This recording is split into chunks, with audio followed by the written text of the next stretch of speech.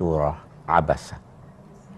Surah Abasa ini populer di kalangan ulama atau mayoritas ulama sebab turunnya. Dia merupakan teguran kepada Nabi. Suatu ketika Nabi berkumpul dengan tokoh-tokoh kaum musyrikin di Mekah.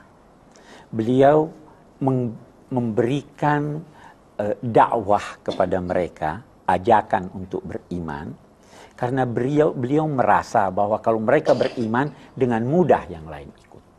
Nah, tetapi ketika itu tiba-tiba ada seorang buta bernama Abdullah bin Maktum masuk. Dulu belum ada pintu-pintu kan di masjid. Masuk sambil berkata, Nabi sedang rapat ini, ya Muhammad alimni mimma allamkallah. Wahai Muhammad, ajarkan saya apa yang telah diajarkan Tuhan kepadamu.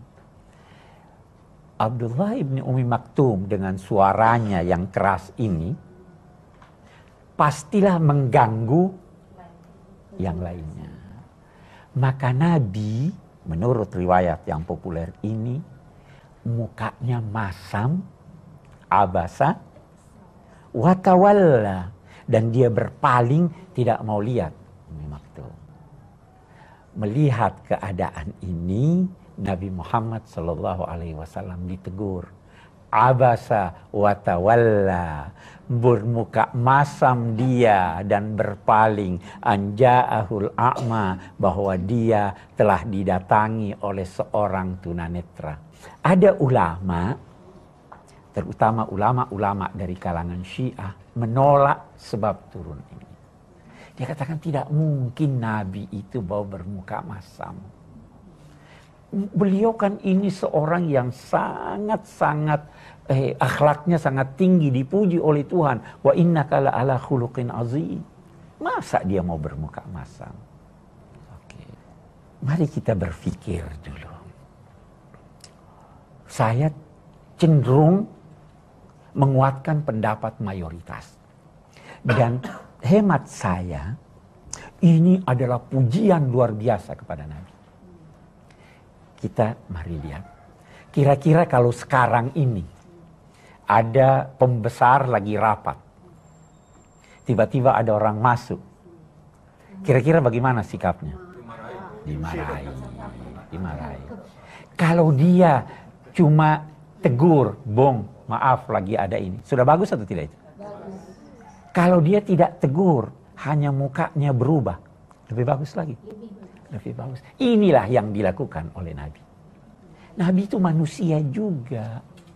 Akhlaknya terlalu tinggi sehingga beliau tidak ditegur, hanya bermuka masam. Namun, kita lihat lebih jauh. Semakin tinggi kedudukan seseorang, semakin besar tuntunan dan tuntutan agar dia berbuat baik. Saya mau beri contoh. Bayi kalau pipis dimarahi atau tidak? Kalau sudah mulai remaja, sudah ditegur. Kalau sudah besar, semakin tinggi kedudukan seseorang, semakin dituntut dari dia yang baik. Ini menurut ukuran manusia biasa sudah sangat istimewa. Ya, tetapi karena Nabi berada di puncak manusia, maka walaupun baru seperti ini, beliau sudah ditegur. Nah, jadi ini pujian atau tidak sebenarnya?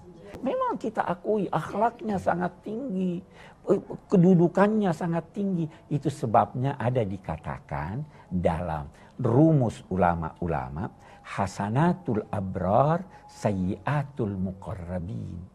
Apa yang sudah dinilai baik, bila dilakukan oleh orang-orang yang berbakti kepada Tuhan, itu sudah dinilai baik. Tetapi kalau itu dilakukan oleh orang yang dekat kepada Tuhan, itu masih dinilai dosa. Itu masih dinilai buruk. Nah, saya beri contoh. Satu orang, katakanlah dia tidak sholat sunnah. Sudah cukup atau tidak kalau untuk orang awam? Sudah bagus itu, dia sudah salat 5 waktu, tidak salat sunnah.